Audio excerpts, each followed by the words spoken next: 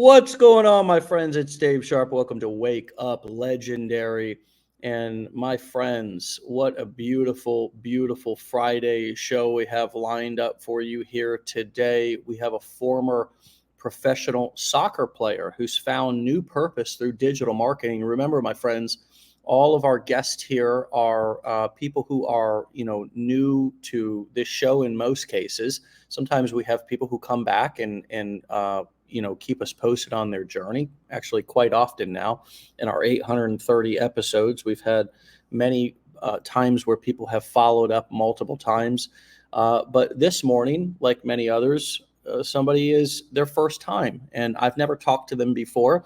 There's somebody who's bought our program, one or all of our training, taken our challenge, for example, gone through our blueprints, and is applying the knowledge that they learned here at Legendary Marketer to be able to, create a new career for themselves. This is really what people are discovering here, is that this is not just a side hustle. This is not just something that they can do to make a couple of bucks. It's also not a get rich quick gimmick to where you're going to jump in and just get rich overnight. This is a path. This is a journey. These are skill sets, and this is a community that people are using to find new purpose and a new career. And with that being said, I'm excited to hear Edward's story this morning. My friend, welcome to the show. Thanks for having me. Glad to be here. You're so welcome. We titled this show, Former Professional Soccer Player Finds New Purpose Through Digital Marketing. Purpose. What does that mean to you? And explain how you found new purpose here in digital marketing as you let us know how you found us and if you were even looking for us or we found you. I think what's tough, any athlete can relate, right? When you stop playing, athletes die twice in a way, right? You spend so much of your life devoted to doing one thing, and then all of a sudden it stops, and you have to kind of find a new identity and something to really sink your teeth into. So, I struggled stepping away from pro sports, especially, I did it prematurely. I kind of quit before the miracle happened, which is something I know you often say on this show, and it's something I regret. But, I was just like everyone else scrolling on social media one night, and this came across my feed. I didn't really know what to think, to be honest. I was skeptical. I feel like so many people are just numb to these sorts of things nowadays because there is so much junk out there, which is really, I think, quite a disservice to what you do and what a lot of people in this community are doing that are trying to do good things. So it had my curiosity, and I looked into it, and for $7, I was like, you know what, why not find out? And it was like flipping a switch, right? As soon as I was in that course, it was, I never looked back. And I'm so glad that it came across my feed, because I've tried other things in the past and failed, right? I've tried Amazon FBA. I've tried YouTube monetization. It was just disaster. So I'm very happy to have found this, and I'm really enjoying it. Nice, man. Well, welcome to the community, and I can relate to the sports playing not at the level that you made it to, and quite frankly, it's impressive that you made it as far as you did, regardless of if you did give up before the miracle happens. I can relate to having to find a new identity. That happens not only in sports, but it also happens in lots of other aspects in life. I think it happens when we have children. I think it happens when we enter into serious relationships. I think it happens when I had a business previous that I had sold my part in 2014 and had to completely find a new identity. Took an entire year and a half off. A lot of ego deflation, a lot of finding my way, a lot of realizing that my family didn't particularly care that I was the superstar that I thought I was, and, had to go, enter into reality. And so, but I don't have the context of professional sports. I love your perspective in that you have that experience. What did that teach you about this? You say, you made it to a certain level, you think you may could have made it longer. I mean, how are you using that in this now, and especially getting started and being new at something? You're obviously probably sucking like the rest of us are at the very beginning. Are you embracing the suck, and how are you learning from your sports career to that's helping you be successful with this, or at least stick in with it? I think a lot of it is self-belief and, discipline and trusting the process, right? I think that's what people can take out of my background is I didn't I didn't walk into pro sports. I was very much a ghost. Nobody knew who I was. Nobody gave me a chance, and I kind of just forced my way in by not giving up. Mm. And it was really hard. It was really, really tough. I had some dark moments to try to even get my first pro contract, which first of all led to very little money, right? It wasn't like I just made it happen. I was just trying for a chance to play. But I went through some really dark times to get there. So if you think about translating that to this, everyone starts from zero, and you've got to work through those moments where you start to question if it's going to work, you start to question your ability, and you just have to push through. And I've tried to kind of apply that same mentality to this. And I am new, right? I'm only 6 weeks in. I do think I'm starting to hit some success. I have like 5,000 on Instagram. I have 20,000 on TikTok. So like I'm starting to churn a little bit here, but very much new to the process, and I'm embracing being a beginner, right?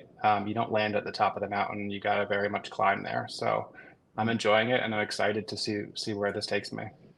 So, um, you had said earlier, touched on the idea that there's a lot of athletes who stop playing sports at whenever they stop in their career, and it's like, what's next? Well, I think a lot of people can relate to that because even though we may not be athletes, we also get to a certain place in our life or career and realize that what was appropriate for one phase of our life isn't getting it done or isn't appropriate for the next phase of our life. For example, in sports, you really, 40, you're old, man. I mean, and I'm turning 40 next Friday. So 40, your body, I mean, I think Tom Brady was an anomaly, right? And kind of that's Hmm. one of the things that was so, and we were all enamored with the fact that his body was still going. But I relate that to construction. Like, there's a lot of us, man. Me, when I got into construction, when I was in my early 20s, I could go all day and all night. And then, I could work all day and play all night. And as I hit 30, had small children, was like, whoa, I am tired. And now, if I was to be doing that manual labor, even at the young age of 39 going on 40, my body is in a completely different place than it was when I was 23, 24. Now, I think mentally we get exhausted from corporate jobs and things of that nature as well. How are you? Are you obviously, let me figure out how to ask this question. A lot of us could take that and turn it into shame, right? Like, oh my God, all that for nothing, or now I'm back at zero. How are you embracing starting a new career? And how do you have a new career no matter what you're doing after so long of doing one thing that you thought was probably going to turn out differently than it did? Yeah, it's shame's actually a good word because I felt that a lot, right? I felt that even when I was going over there. I played in England, and I felt that going over there because I went over there with this like ambition to make it happen, and it wasn't happening for a while, and nobody really believed in me except for myself. And I felt this like shame of maybe I was a failure, right? Maybe it wasn't going to happen. And even when it did happen and I ended up walking away, like feeling shame there, right? That I quit too early. And it's not really like a part of my past that I love to talk about, right? People love to see the professional soccer like title that is next to my name and think, oh, it's bright lights and big stadiums and endorsements. That was not my situation. I was very much paying to play just for a chance, at potentially getting to that level. But I think now that I've kind of refocused my energy into into this, uh, I'm really excited about it, to be honest, because in sports, like you said, you have a very finite amount of time to capitalize on success. And every day you're getting older, you're depreciating in value, and that's a scary place to be in. And I think that's what led to me to leaving early because I was living in fear constantly every day.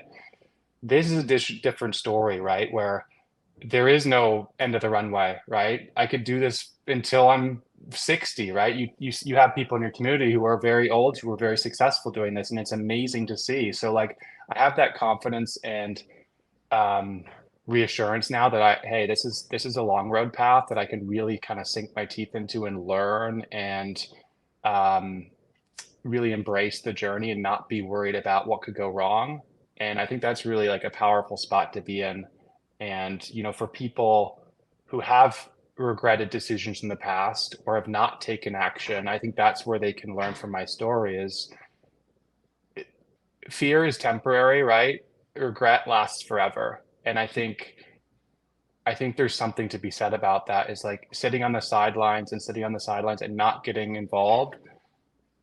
That takes a toll. And, you should just take the first step and find out before you write something off completely. That's the way I think about it. Yeah.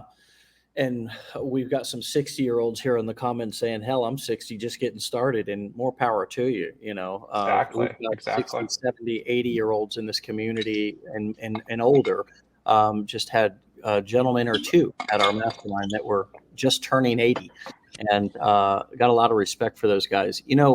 Um, the thing that's coming up for me as I'm hearing you talk and as just your story, which I think is very heroic, dude, and I think is very relatable. And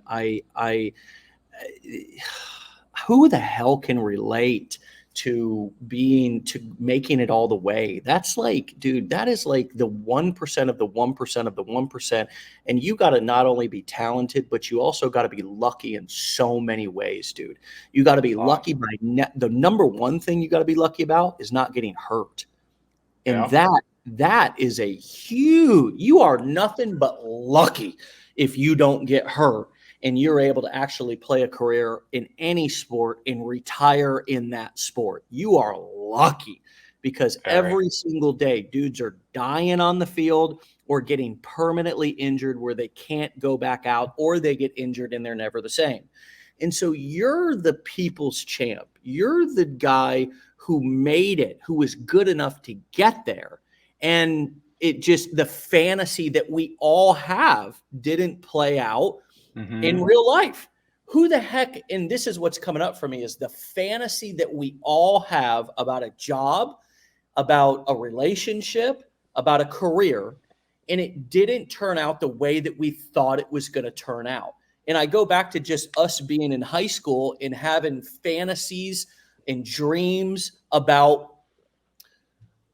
getting out of college, going to college, getting out of college, and just getting a job, and then everything being okay. Yeah. Yeah. And I mean, come on, who, tell me, I sound like an owl. Who does that happen for?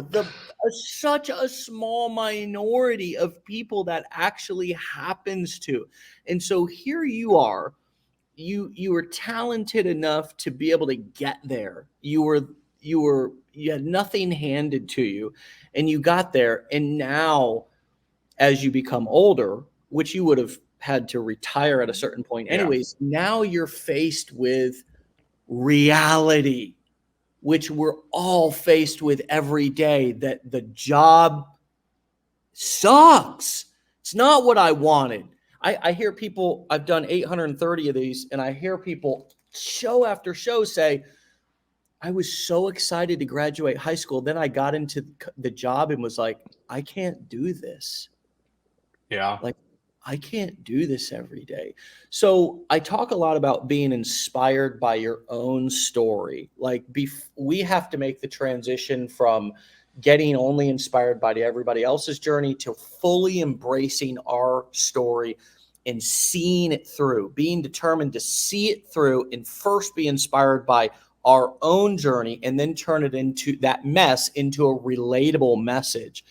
Is that clicking for you? And are you surprised when you do talk about it by the engagement and the response that you get from people about your journey and about the fact that now you're in this place of the fantasy didn't come true and the rubber's hitting the road and you're at square one and people are like, I am too? Like, are you pleasantly surprised? I mean, you've got 20,000 people following you on TikTok. It's amazing. I think a lot of people are amazed by how people respond to their story because we feel so much shame oftentimes about it. But if we can turn our mess into a message, it can be rather surprising about the feedback that we're getting. Tell me what this experience has been like for you, even today talking about it. Yeah, I mean, like I said, I don't talk about it much. So even in my business, I think I pull out the pieces that people can relate to, right? The living in fear and regret and not taking action. Those are things that I think everybody in life can relate to, no matter where or what background you have, because we all have those moments, right? I don't really talk about the soccer piece as much because it's not as relatable, but I think those aspects of my experience are very much relatable. So I lean into that. And it's been quite, I think, powerful for me to even reflect on my past because it was a part of my life that I buried because I was in a lot of ways embarrassed and shameful because of it, right? That I kind of walked away with nothing. And I sometimes forget the really positive things that I did accomplish, right? Like the fact that I kind of grinded into the most competitive market in the world. And even if it wasn't a success in the end, I still accomplished some stuff. And I often forget that, which is hard to believe. But I just encourage people to, like, you talked about people not liking their jobs or kind of working through school and then landing in a job that it doesn't live up to the expectation. And I've started to realize doing this is like, you have the power to change your situation. Like, and I never really thought that was true. But now that I've gone through your course and I've gone through the blueprints, like you really do have the power to change your situation if you choose to, right? And a lot of people struggle at that point is they want something, but they don't want it enough to actually take action. And that's where most people drop off. And even for the people who do take action, they don't stick through it long enough to actually see the success. So that's where I encourage people to really think hard about their situation is like, are you happy in your job or in your life? And if you're not, you can do something about it, but it will require commitment. It will require discipline, but you can change your situation. And a lot of people get stuck in that, oh, I just, imposter syndrome. I can't, this is life. And I don't agree with that. Yeah. I think the most interesting part of your journey has nothing to do with like what you did or didn't accomplish in soccer. I'm impressed by the fact that you did what you did in soccer and just got that far. What I'm most inspired by is the fact that you're now starting over new, taking action on something that is essentially it's hard. It's hard to start over. It's hard to be new. It's hard. You know what I mean? Like that's the hit. That's for me. And I'm a marketer. So I'm always looking at people's stories in the way in which you can market yourself. And usually I'm seeing things that you don't see yet because you're 6 weeks into it. I'm 13 years into it. Yeah. And again, if I walked on the soccer field, you could blow my mind. I mean, you'd see all the things that I could do better. But I'm just sitting here listening to your story going, there is so much relatability in the fact that you made it so far in soccer and it didn't work out, which is so relatable. Who cares why it didn't work out? It didn't work out. That's so relatable. The fantasy didn't come true. That's so freaking relatable. And now I'm not letting that get me down. I'm not letting that stop me. I'm not using that as an excuse to just sit and just be a victim, right? And I agree. This goes into some of the things that you had wrote in your questionnaire that are like even pet peeves, like things that you refuse to tell yourself or to like really accept from other people. Not that you're like standing over them, but the whole concept of I don't have time for it. Talk to us about those pet peeves, why that's important for you to battle up against those sort of limiting beliefs, and just what comes up for you just when I brought that back to your attention. Talk to us about that. I just think it's such a like it's such an excuse that people love to use, right? I don't have time. If you want something bad enough, you will make the time, right? Like for me, I'm working a regular job right now and I'm starting this on the side. You know, I wake up at 5 every day to give myself enough time in, to do this, to get to the gym, to make sure I'm still going to my job and doing that to the best of my ability. Like you make the time, and sure, you might lose some sleep. Sure, you might not be able to spend as much time with in other areas of your life, but that's the recipe to success, right? You have to make sacrifices. And I was used to that with sports, right? I had to go all in. I didn't have any other aspect to my life. So I'm very much used to that.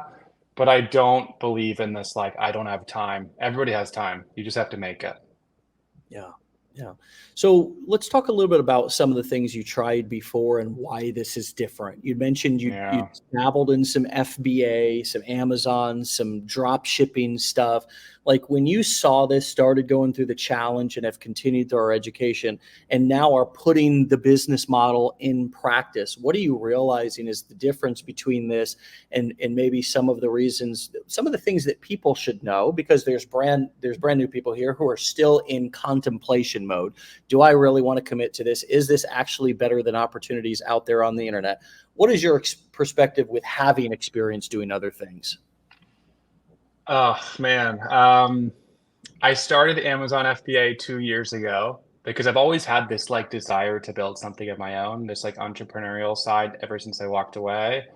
Um, and it's just been a disaster. I'm honestly still trying to get out of it. And people don't realize the challenge with Amazon FBA is like not only are you at the mercy of Amazon and what they decide to charge you at any point of the year, because they can change their fees, right? For the holiday season, they charge 3x on storage fees, and you're just like at the mercy of that.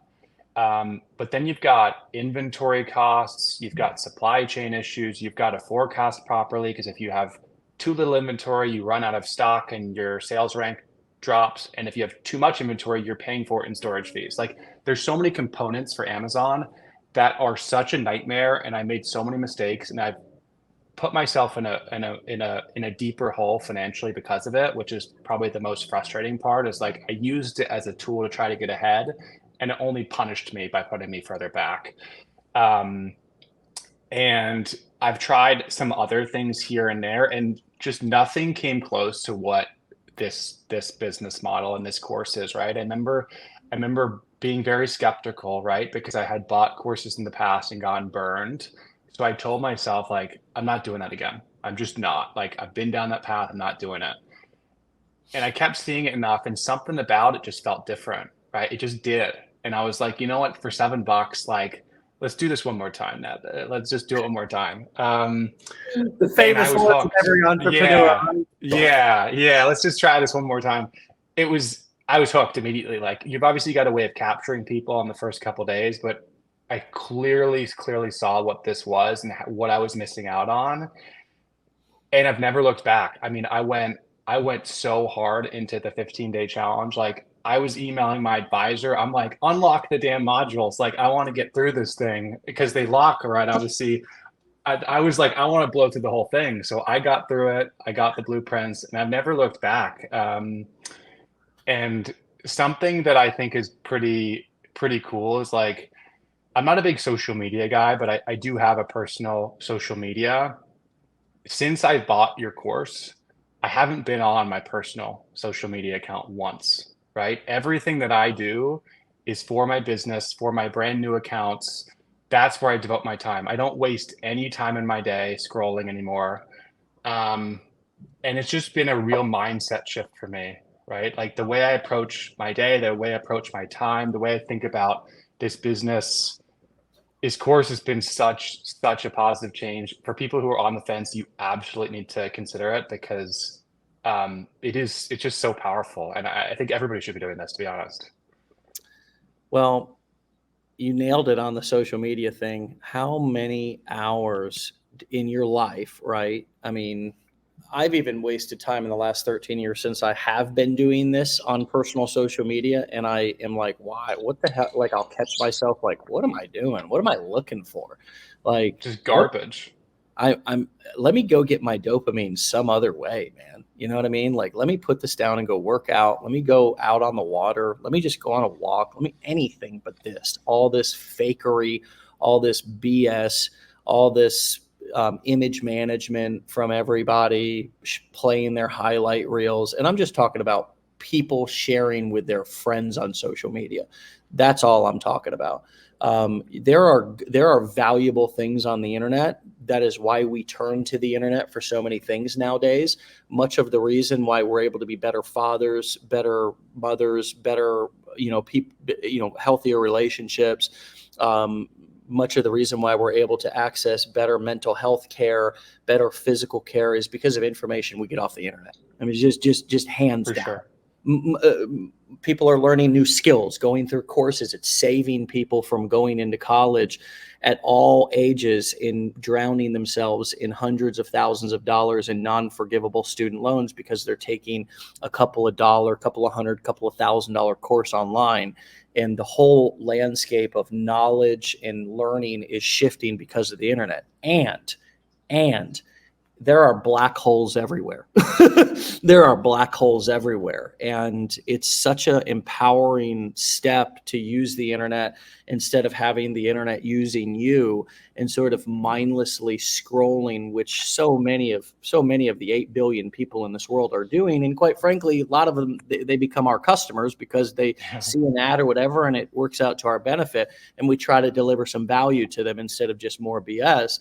But just the time that you save and the impact that you have on others and your own life by using social media for business purposes and to deliver value and make money versus just aimlessly scroll, I think alone is a game changer. And For especially if sure. you're down or sad, how the internet can engulf you, right? And instead, when I'm feeling down or sad, I try to channel that energy into something productive, and that builds my self-esteem. Talk to us a little bit about your confidence and how it's grown. Obviously, you had a lot of confidence. That confidence has taken some hits over the years. You just shared about that very vulnerably and honestly, and I appreciate that.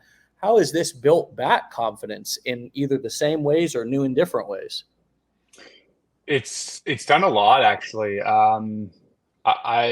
I mentioned, I wasn't a big social media person. I had a personal account. I think I posted on it like 10 times in 10 years. So I was on like a one post cadence per year, and now I'm on a three post per day cadence, which is wild to think about. But I was never like, I never put myself out there, right? Like I never talked on camera. I never posted a video. I never posted a reel. I never had TikTok or Facebook. It was just Instagram. And it was really just for scrolling. I wasn't producing content. I was consuming content. Yeah. And I remember feeling very weird about the first time that I put something out there. Like you do have those like limiting self, self beliefs and like, what are people going to think about me? And you quickly get over them, right? I remember being very like weird about the first couple, like thinking people were going to judge me, and you quickly move past that. It's pretty powerful. And then all of a sudden you're like, wow, like this is actually kind of fun, right? I'm building something, I'm scaling a business. I don't care what people think of this particular video because it is resonating with some people, right? Like, and you Yeah. get that kind of critical feedback right away. And I've really started to embrace it. It's been quite fun. I definitely don't care what people think about me anymore. I think I've posted 150 times now on Instagram, and like just keep going, right? Like I'm enjoying the ride, and I'm starting to see some more success, and it's just amazing how that first step feels like such a big step, and you're like, wow, uh, that was not a big deal at all. It's also funny because nobody's watching you at the beginning, right? I remember posting the first video and it was like 0 views, and you're like, is something wrong with my phone here? Like, it must not be right. Like there's got to be someone who's watching this. And the reality is just like nobody's watching it. And over time, more people start to pick up your content, and the algorithm pushes you out, and it just works out. People are there because they want to be there. Nobody cares. It doesn't stop us from preparing that first video like we're about to give a State of the Union, though, right? Yeah, yeah. It's so funny. And I remember, I like people I think make that mistake. If I'm scrolling around right now and doing research, I'm seeing some people who are like, just getting into the space, and you start to identify like some mistakes people are making. But people do that in the beginning where they're so like they're trying to perfect every little piece of their content, and it's just not the right way to do it, right? You don't know what's going to work. Sometimes the content that you think is going to land doesn't land, and then sometimes the content that you think sucks is actually what blows up. And it's just about testing and trying new things and putting stuff out there, and not being a perfectionist, and just being consistent. Yeah. Yeah, very true. And sometimes this is the thing that I had to get over, was not only was nobody watching my first videos, um, sometimes nobody still watches certain other videos that I might put out. I mean, Mm-hmm. I got to get over the vanity metrics BS. That is another pitfall. It is another way in which I can just judge myself, and I need to remove emotion from the like every little move that I make. I got to stop putting my my judge of whether I'm successful on one thing. Like, okay, I posted a video and it flopped, I must be a failure. We get so black and white. Instead, marketing is a test to where the truth is it's sort of like a batting average. Being an athlete, a soccer player, let's think I don't know, maybe they do like Baseball, this. yeah. Let's think baseball for a second, right? So it's like if you get up there and hit and you got a 200 batting average, that's not bad. That means you made contact and got a base hit at the very least 2 out of 10 times. 300, you're like a rock star. That means 3 times out of 10, it may have been a bunt, it may have been a line drive, it could have been a home run, but 3 times out of 10, you got on base and had a hit. 100 is not, I mean, 100, 150 batting average, you just don't want to be below 100 because that means you're not really hitting the ball. Marketing is the same way. I would say it's even more exaggerated because I might put out 20, 30, 50 videos, or I might send 10, 20 emails, and then I send one and people are like, they love you for it. They fall in love with you and become wild, raving fans, want to buy from you. Now they notice you in the future. They're like, oh, this person's on my radar. And you may have sent 20 emails, 50 emails. You may have posted 100 videos before that one that actually resonated with that person. And the other interesting thing is not everything resonates with the same people the same way. One video might resonate with one group where another video resonates with another group. And that's why marketing is a test. And so we have to, just like a batter, have different looks. We got to be constantly trying new things, testing new things. How are you allowing yourself to be creative? I say that your income in marketing is only capped by your creativity, meaning that if you do the same thing over and over again, expecting a different result, but it keeps flopping, that's insanity. It's never going to work. You got to try something different. You got to try new things. How many iterations of videos? How many different looks? How many different things have you done? And what have you learned along the way in terms of just marketing and content creation? And what comes up for you when I say the term marketing is a test, not an absolute? I mean, it's spot on. It is a test because all you can control is your effort. You don't know what's going to land and what's not going to, and until you put it out there, you won't know. So I typically think about my content in like 3 categories. One of them is more of like a talking on screen, like pure educational approach. One of them is more like tutorial slash directional, where I'm kind of showing you on, let's say, your computer how to do something. And then the third is more of your, trending audio words on screen style. So I those are the three categories that I typically um, pursue, and I usually put out one per day. So like my longer form educational content is usually at night, because if I think about the way people consume content, that's where they have more time, right? I can't control time zones and where people are based, but like if I think about the US, people are more likely to watch a longer video in bed at 9 or 10 o'clock at night, and they might be looking for quick hits in the morning. So I'll try to post that way, based off the way I would consume content, and that's worked for me. But it's all about diversifying, right? If it's the same thing every single post, people are going to get bored out, right? They want to see different stuff. And that's why I try to make sure I hit those three areas, at least on Instagram. TikTok, I'm actually like not really using. I actually just got my account back. I lost it for 6 weeks. I got 20,000 followers in the first 2 weeks of starting, and then I lost it, and I just got it back. So like I haven't really invested a lot of time there. Instagram is really where I try to focus, because I just think it's a superior product, and I enjoy using it out of all three that I use. And that makes a difference. I mean, I'm glad you said that, because you don't have to, but it makes it more natural when you enjoy the platform.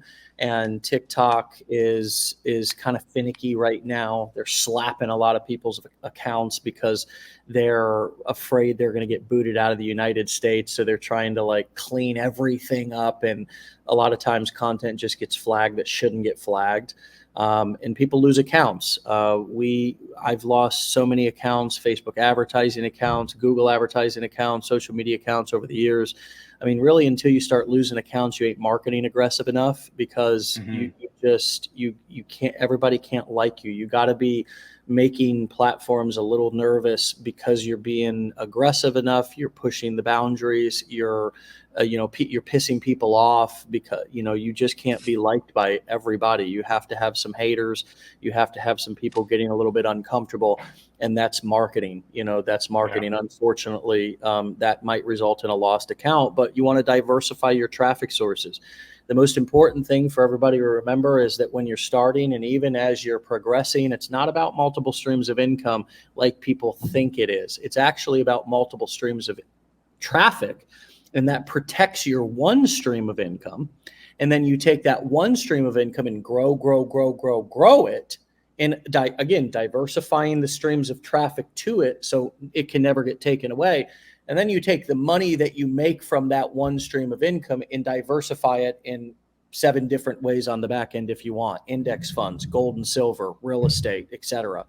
And so that's the true path to wealth. Most people think it's about diversifying income streams, so they get overwhelmed by trying to run too many businesses or do too many things at the front end, and nothing works out because you're putting 10% in, something's giving you 10% back or less, and it just doesn't work like that. So you want to have one good solid business starting out in one good solid niche, and you want to diversify your streams of traffic. So if you lose an account or you lose a source of traffic, because traffic is the lifeblood of all online businesses. And quite frankly, traffic is the lifeblood of any business. If I don't have people walking through my door who I have an opportunity to convert into customers, I don't have a business. And we put the cart before the horse with that. How are you avoiding shiny object syndrome at this point? Now, having the also experience that you have of the other things from the past, you must still see great opportunities that are popping up and think, maybe that could be the one and do better than this one. How are you managing that? Yeah, I did have that. I've moved past it though. I had it probably. I'm now 6 weeks in. Or maybe 7 weeks in. I think had it like the 3 or 4 week mark, where you're like you're still just not seeing anything, right? It's so slow. I was still in the hundreds for my Instagram, and you start to question, or I didn't question it, but you start to see other things out there and you're like, is this a better option? And I told myself, no, like you got in this for a reason, like stick with it, right? Don't like rewrite your past, right? Don't Mhm. quit. Um, and I'm now at a point that like I got the blinders on because I do believe in this product. I believe in this community. I think it's amazing what you've built here, Dave. I have a lot of admiration for you and like just thinking about your past, right? And I want to be part of this community. Like I'm so happy to be here. I believe in this product. I believe in the process. And now that I'm starting to see that success more, right, and see the traffic and see my email list to get bigger and bigger and bigger, you start to get the real belief that like, hey, this thing works, and it's just a fight against time that right now, right?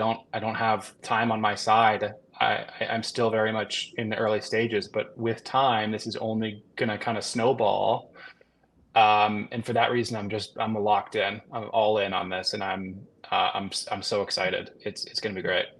Nice. And thank you for those kind words. I also want to point out that if some reason legendary marketer poof vanished into the internet ethos tomorrow, do you also recognize the fact that you have transferable skills that you could easily pivot into a different niche or the same niche with different products? So many people think they're joining an MLM here, and that, Yeah. because they see so many people who are, excited about our program and course, and they had a good experience.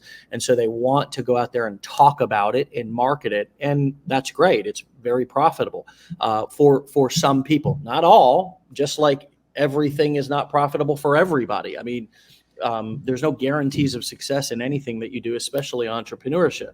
But also, these are transferable skills. And do you feel empowered in the sense that you do have the ability to pivot anytime that you want? Or if you wanted to go into an additional niche, once you felt like you were dialed in here and had this scalable and systematized in the wealth niche, do you feel or see yourself having the ability to be able to switch gears, pivot, and scale with other products and niches too?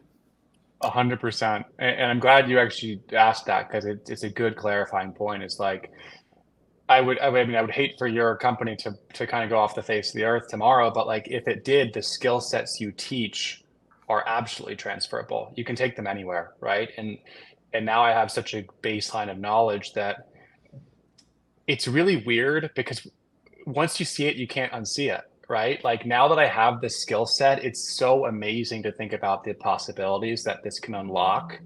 And I see it everywhere now. And you start to even see areas where you're like, why is that person not doing this? Because there's so much opportunity there for them and they don't realize, right? So yes, this is not limited to this product or program. While I love it, you could transfer it anywhere.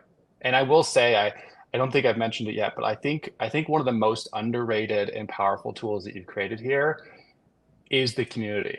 Like I think it's been quite a beautiful thing, honestly, what you've built here, Dave, because you know you, you meet so many like-minded people that are just trying to do the same thing and they're at Yeah. various stages of their journey and everyone is supporting each other, right? I think about, obviously the big fishes, right? The Chelseas, the Beccas of the world, like in the Facebook group, like I'm I'm glad you seeing didn't them call them. celebrate. I'm glad you didn't say whales, because you're such a kind gentleman that wouldn't have fit, right? If you were like the whales, Chelsea. It's just No, we're learning how to be better gentlemen here, surrounded by so many badass women, aren't we?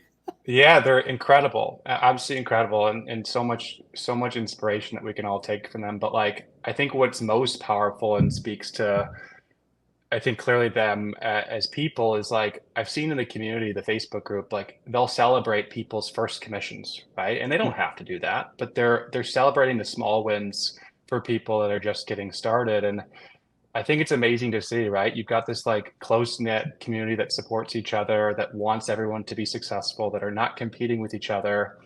Um, and it's so cool to be part of that, right? It's so cool. I had the marketing shades on because, well, that's exactly what it's like. Once you get this information, you Yeah. can't unsee it. It's like you literally you no longer have the shit colored glasses, which, for many of us before this, we saw the world through, the glass half empty, right? It's kind of like, oh man, and now it's like, holy crap, oh my God, whew, there's opportunity everywhere.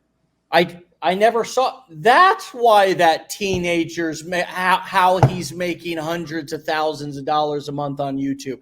That's why that person's telling me to click their.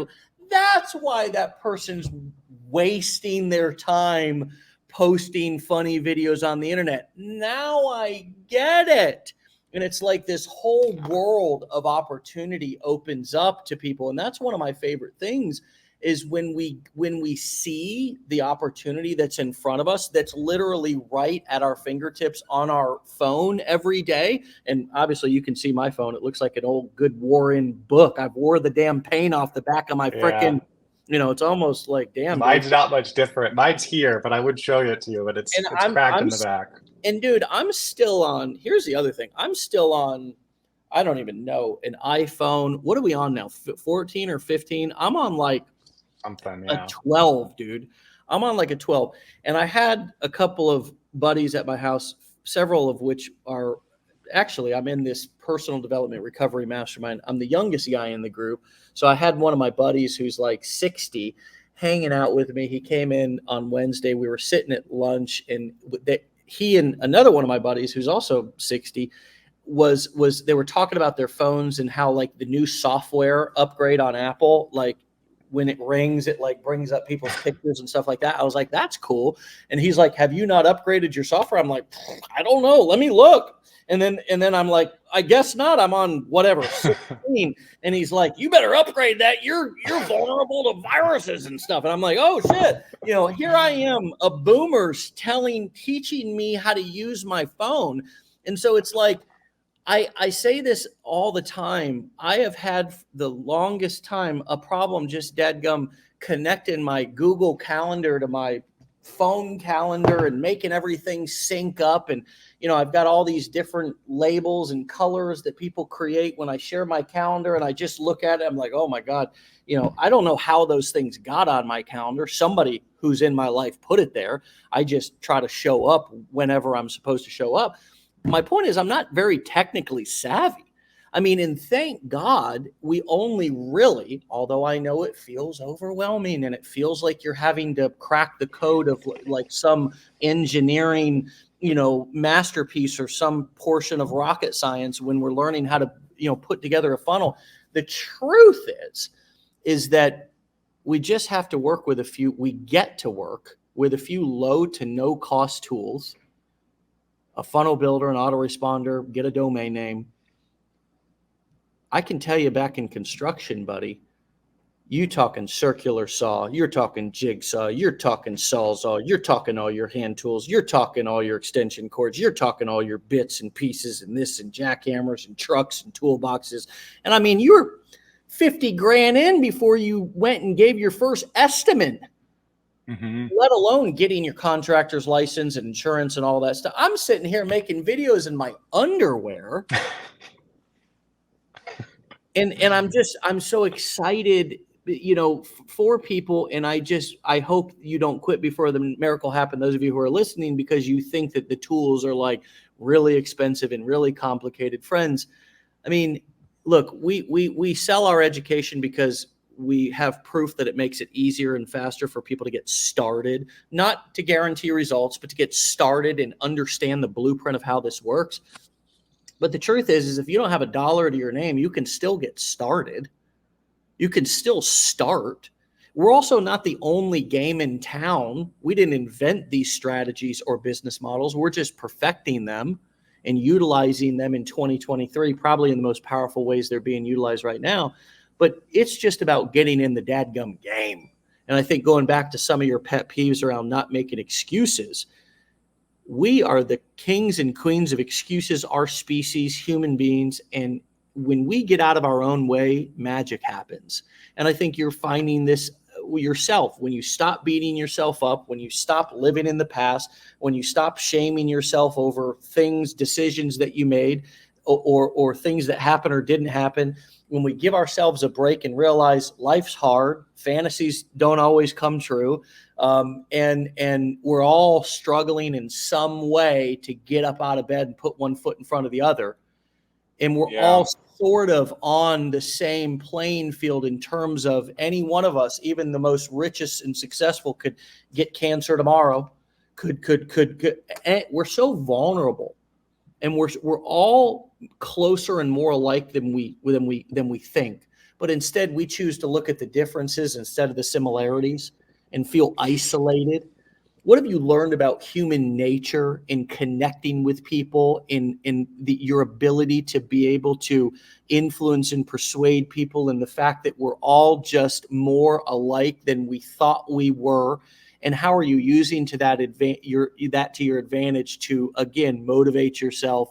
And one other thing I'll say is that I've realized a lot about success is just not quitting. Mm-hmm. And I think you alluded to that at the beginning. It was like, well, I quit before the miracle happened. That's why I say that. It's like a game of Survivor, but you don't need to outwit or outplay. You just need to outlast, and eventually you'll get better and stuff will start to pick up momentum.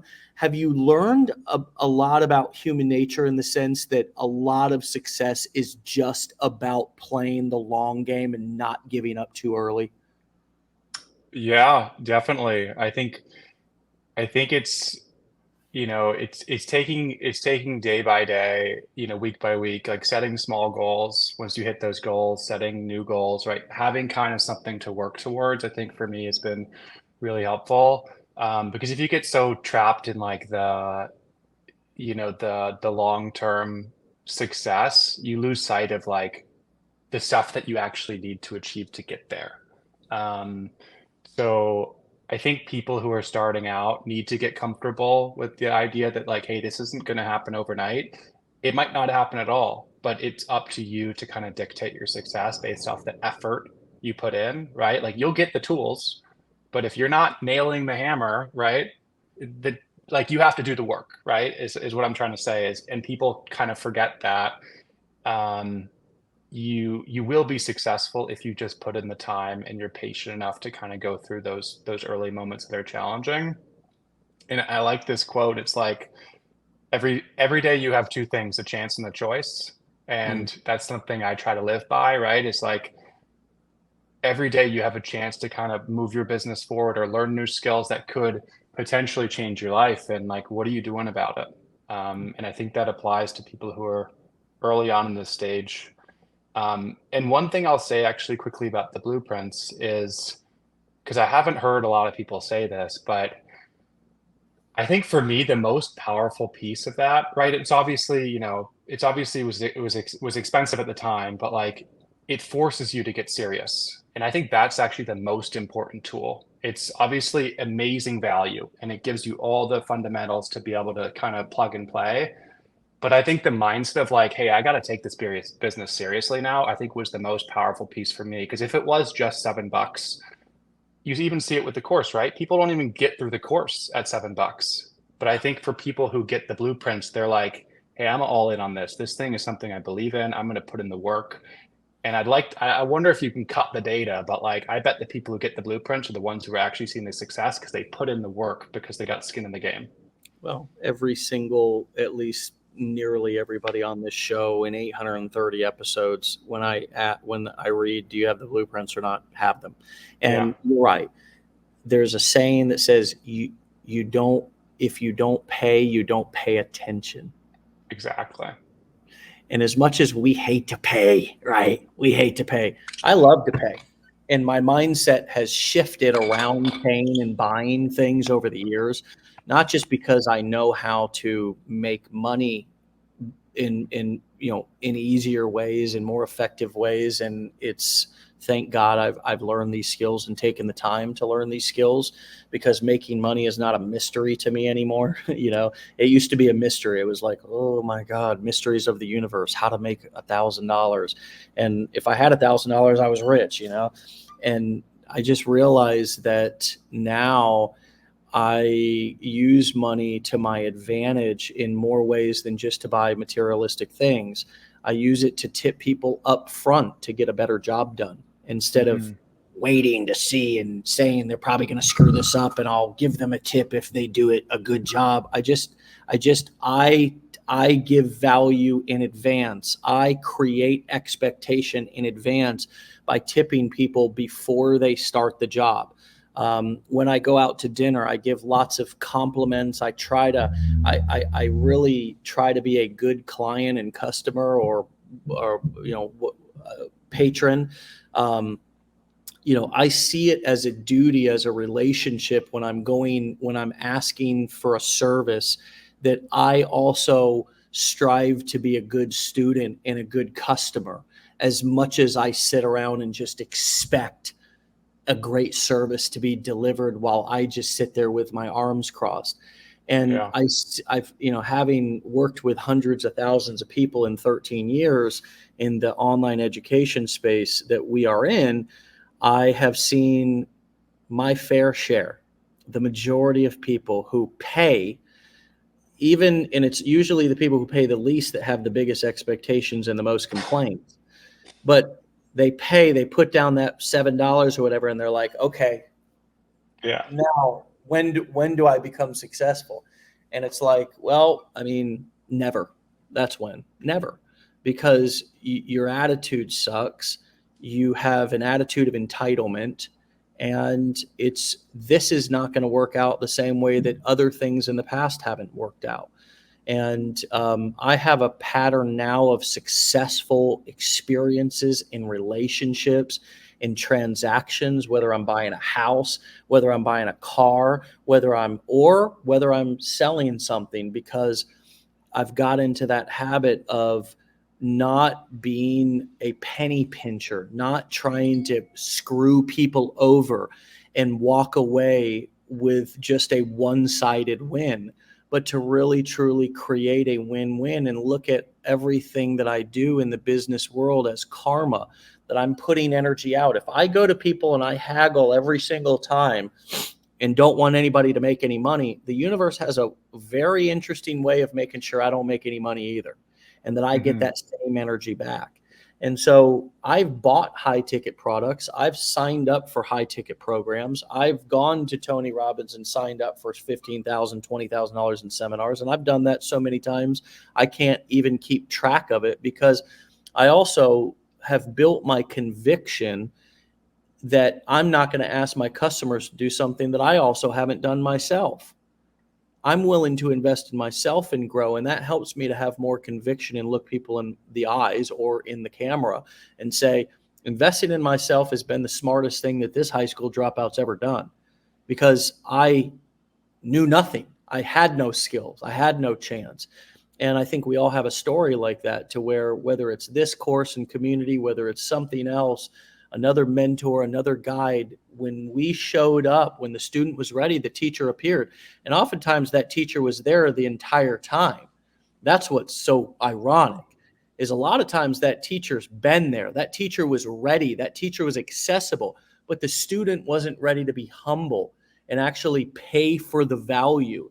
And the teacher was smart enough not to give the value away for free, because he realized that the student wasn't going to appreciate it if he did. And Yeah, that's, absolutely. you know what I mean? I love that you brought that up. Yeah, and it like except for the point I made, like what if you really take this business seriously, it's a drop in the bucket, the cost of the blueprints. Like the amount, I think you say it right. They could be charged so much more than they are, right? The amount you're getting for that product is unbelievable. It can change your life, right? Like it's changed my life. That first decision, that second decision, and I would never, I can't imagine not going through the process and doing the exact same thing, right? It's been such a positive shift for me. And, for people who really are serious about doing this, like I always recommend it because of how valuable both the tools and the mindset that it offers give you. Yeah. Well, thank you for saying that. And I mean, it's great feedback. We also have heard it time and time again on this show right here, publicly accessible to anybody who wants to listen to it. Go back and hear person after person say, yeah, I spent 50, 60, 70, 80, $100,000 on a college education. and got more here for a few $1,000s than I got in that entire 4 or 6 or 8 year experience, especially when it came to marketing, because college and other traditional education loves to teach us how to get ready, how to get our business cards ready, how to, set up our, website. And websites are dead. It's sales funnels that convert sales funnels that people, they don't teach that in college. And so, we open our mind to realizing that the world is changing and that we can actually get value for a drop in the bucket. And then we start to shift what a drop in a bucket actually means, right? Drop in a bucket, okay, a few $1,000s compared to what the alternative to go somewhere. I mean, I got friends to this day who are signing up for college, man, in their 20s, 30s, 40s. And I'm just thinking, you have to celebrate them because they're trying to do something productive. So you say, congratulations. And of course, everybody else around them is celebrating because that's what society knows is like, go to college. It's like that. It's so built into it's such a societal, structural lie, gaslighting scam that we all root each other on to walk right into that university and sign up for $50,000 in the only debt that's unforgivable in the U.S. bankruptcy system. Every other debt is forgivable except your student loan debt, every other kind of debt. So we celebrate each other, and so I got friends, acquaintances, I guess more you could say, because, I don't really have any real friends that are going back to college. But when I see somebody that's doing it, I'm thinking, damn it, man, damn it. You didn't get enough information. You didn't you listened to somebody that was broke. Probably you got advice from somebody who, the best plan you came up with was to go and sign up for $50,000 worth of student loans to go sit and do, and they think they're getting a deal because they're doing online classes. And it's like, it's going to take you 4 years. And at the end of that, you're going to have nothing but a degree, no experience in that industry. And you're still going to be starting over at zero. And the majority of the classes are just going to be, I forget what they call them, but the classes that everybody has to take that are just the basic prerequisites. Stuff, and it's like, it just, it used to make me really angry, man. But now I just kind of have learned to just breathe and just say, you know what, that person has got their own journey and it is what it is. And I'm just going to serve the people who are here,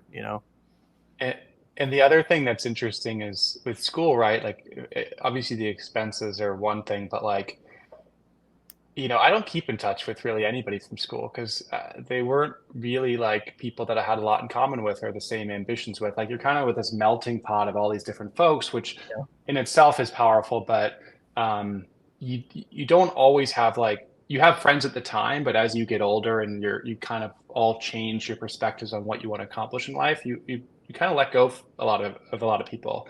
And I think with your community, I mean, you almost have this new set of friends, obviously digital friends, but you have a lot in common. And right, you're both trying to achieve something great and pursue building a business and generating financial freedom. And I've talked to a lot of other people who are in your community through Instagram and generated some early stage friendships with other affiliates. And it's been quite powerful, right? Like, other people that have been on the show that have reached out or have reached out to me and we just talk and we send voice messages and kind of share our experiences. That's powerful. And I don't think people really kind of realize the power of this community and kind of what you're getting into, because you do have this now community of friends that are all doing the same thing and are all at different points in their journey. And I think it's so cool to be part of that. I really do. And it's difficult. It's almost intolerable to be friends with normies at this point who are they're wearing the shit color glasses while you got the opportunity marketing lenses on, and you see the world in this certain way and you're pursuing things. And so it becomes intolerable to hang out with people who are still complaining about the same old stuff, who are caught up in toxic politics or like, complaining about their boss as if there's no other, and it's just, it's intolerable. Not that we don't still love and have compassion for our friends and family, particularly our family. We can't get rid of them.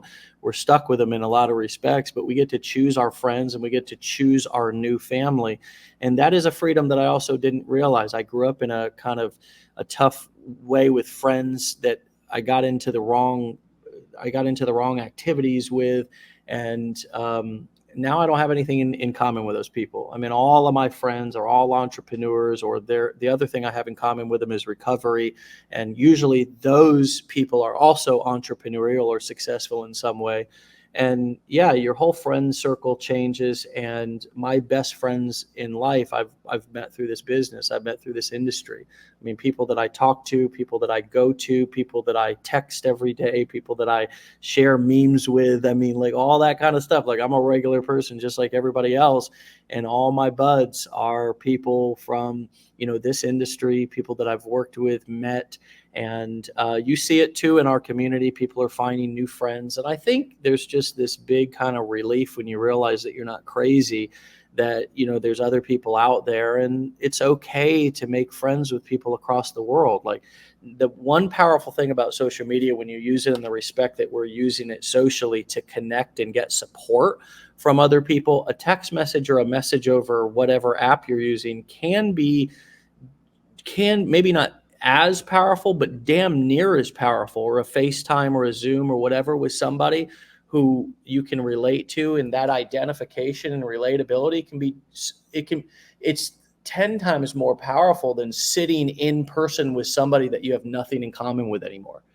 Like I would take that every single day, rather than, hanging out, wasting time with people I don't have. So anyways, there's a lot to talk about. I'd love to have you back and just keep the conversation going, because there's no end point in this.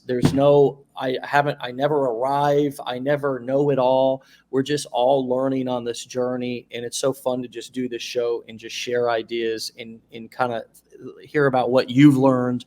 Then I get to share what I've learned. And these are friendships in the making. These are relationships where we're sharing a common interest in a common direction. And this is a great example of the synergy and energy that happens just right here on this show, man. So thanks for being a part of it.